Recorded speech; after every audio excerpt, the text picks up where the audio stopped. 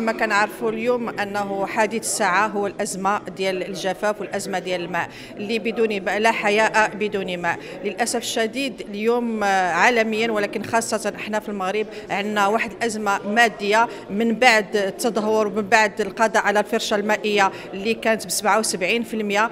اليوم ولاو الساكنه ديال المغرب عندنا مستقبلا تهديد من ناحيه الماء، خاصه الماء الشارب، الماء الصالح للشرب ولا الماء الخاص بالفلاحه.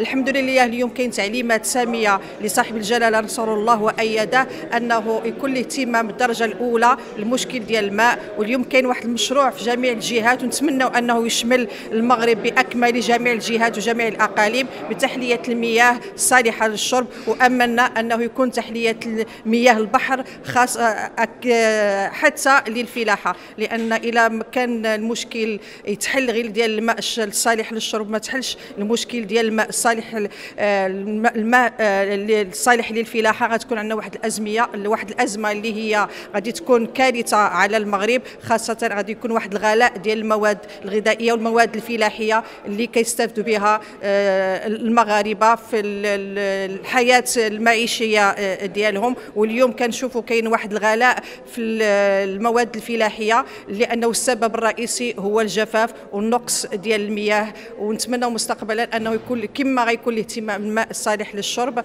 انه يكون اهتمام حتى الماء الفلاحيه وخاصه في تحليات ماء البحر انه يكون يشمل الماء الصالح للشرب والماء الصالح للفلاحه. شكرا.